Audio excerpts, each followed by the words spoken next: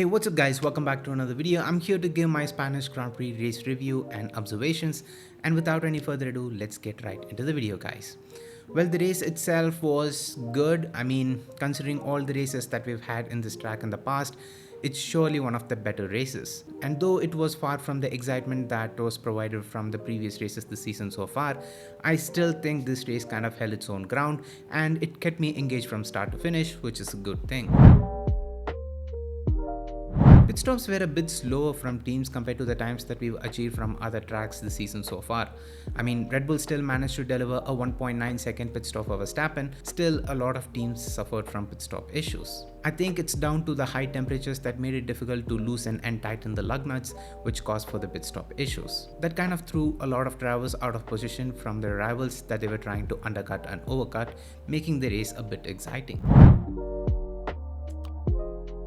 This is also in connection with the pit stops, but I also feel like some of the offset was a bit unnecessary, especially Lando's overcut on Verstappen. I think the team could have done a lot better in terms of their race result if not for that overcut, which I'll get to in a bit, but the offset of strategy definitely made the race really interesting as the drivers who went for the overcut had to make the moves on track.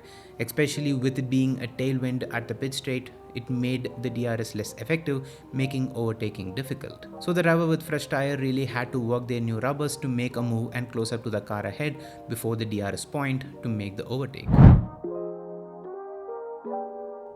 Aston had a very disappointing race, and I do have a theory for their sudden spike and drop in performance, which I'll make a separate video on. But coming back to the topic, Aston Martin should genuinely be really disappointed and worried about their performance, because Barcelona is essentially a test track, which means they should have performed much better compared to their performance from the past tracks that we've been to in 2024 so far. With Fernando Alonso walking into the weekend expecting to fight for P9 and P10, where they actually finished made things even more disappointing.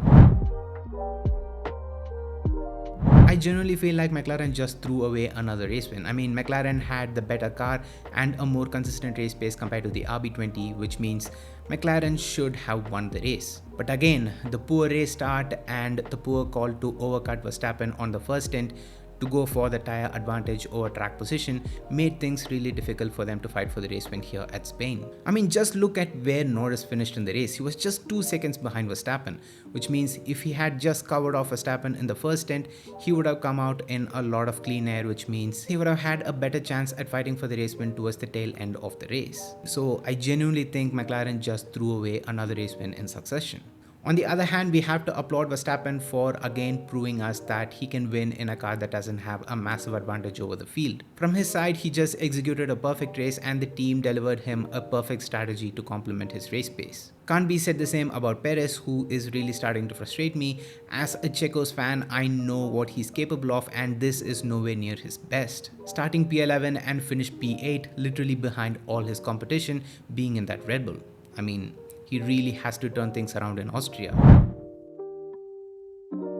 Lewis Hamilton finished the race P3 and picked up his first podium of the season, which is very weird to say, but such was the performance from Mercedes so far. But thankfully, it seems like the team had turned things around for the better, and I feel like it's only going to be an upwards trajectory from here on for Mercedes. Lewis claimed that he had a poor getaway from the grid, which caused for him to finish 10 plus seconds behind the top 2, and he claims that if it wasn't for that, he would have finished a lot closer to the top 2, which is a promising sign, as we haven't seen Lewis Hamilton feel so confident about his car in a very long time. So this is genuinely a very good sight to see. Sometimes you just don't realize how much you actually miss seeing these drivers up on the podium till you don't get to see them up there for a while.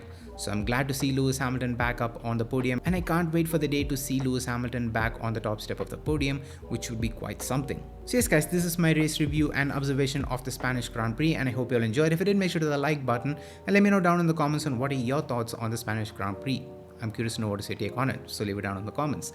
With that being said, subscribe to the Red Master channel if you haven't already, and also hit the bell icon while you're at it so you get notified whenever I upload a brand new video. And until next time, it's me Vinesh from Red Meister, and I'm out. Love you guys, stay safe, peace.